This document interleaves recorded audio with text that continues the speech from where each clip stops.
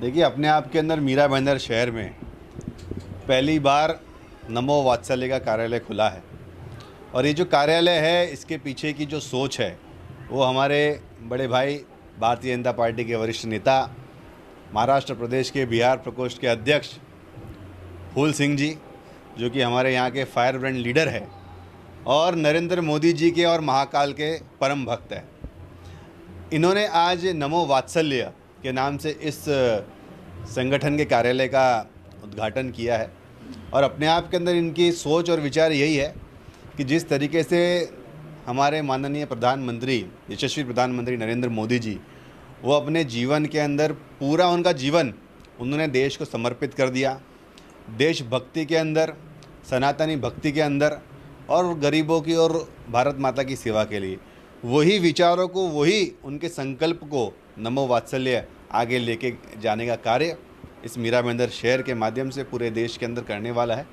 और कई जगह हमारे फूल सिंह जी नरेंद्र मोदी जी के विचारों को, उनके किए हुए कार्यों को जन जन तक पहुंचा के उन्हें प्रेरणा देने के लिए, एक नई ऊर्जा देने के लिए वो नरेंद्र मोदी जी के मंदिर भी निर्माण का कार्य कर रहे हैं। उस मंदिर के अंदर भव्य महादेव का शिवलिंग होगा और उस शिवलिंग के पीछे हमारे नरेंद्र मोदी जी की एक महादेव के प्रति समर्पण भाव के अंदर साधना करते हुए एक प्रतिमा एक होगी।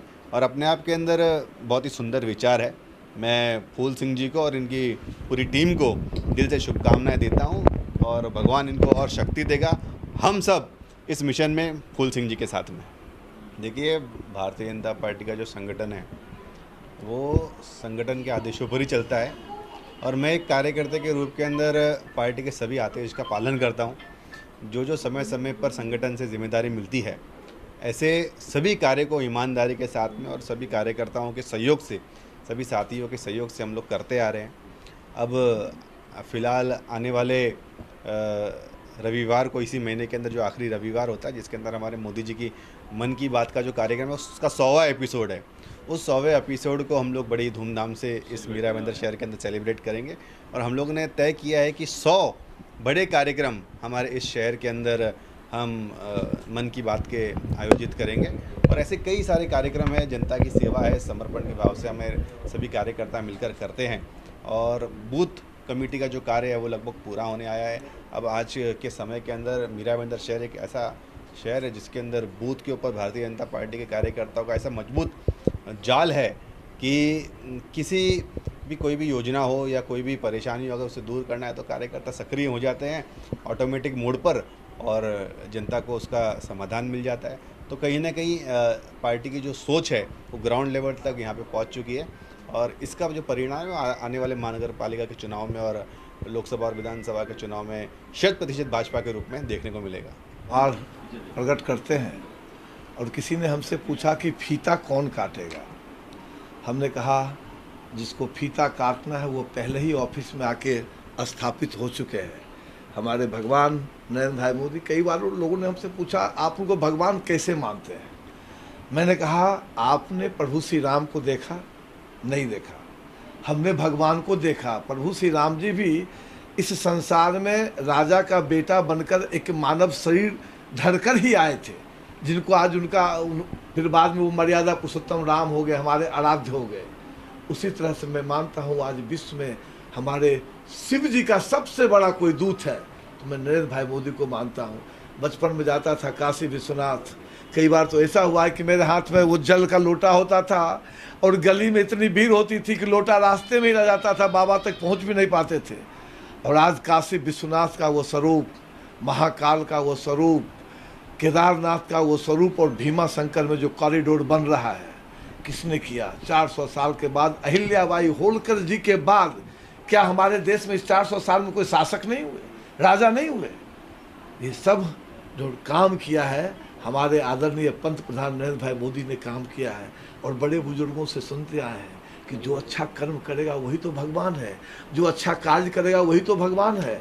और ये नमो वात्सल्य जो हमारा फाउंडेशन है, हमारा मुख्य मकसद क्या है कि मोदी जी का वो जो जैसा उन्होंने कहा अभी हमारे अध्यक्ष ने कि सामने शिव जी का बड़ा सा स्वरूप होगा और वो स्वरूप आप इस ऑफिस में भी देख रहे होंगे।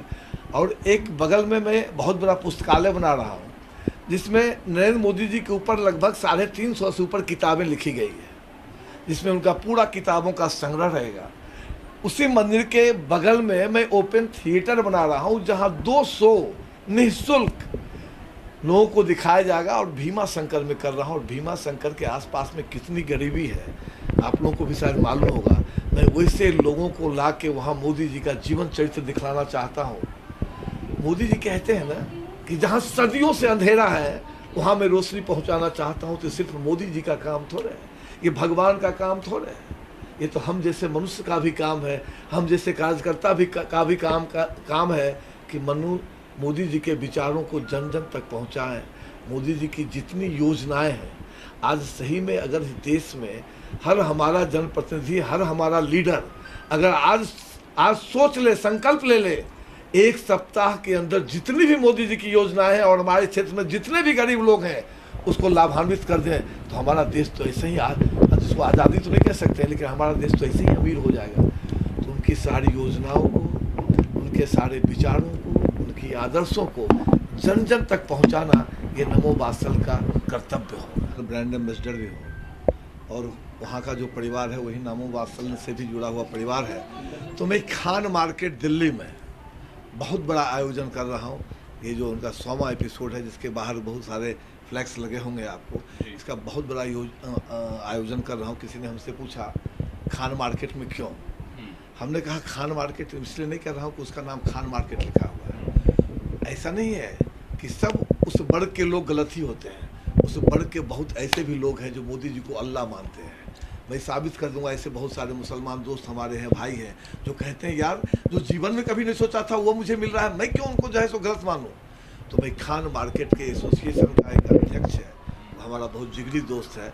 खान मार्केट में बड़ा दिव्य रूप से मैं मोदी जी के मन की बात का ये 100वां एपिसोड है वो मैं कर रहा हूँ।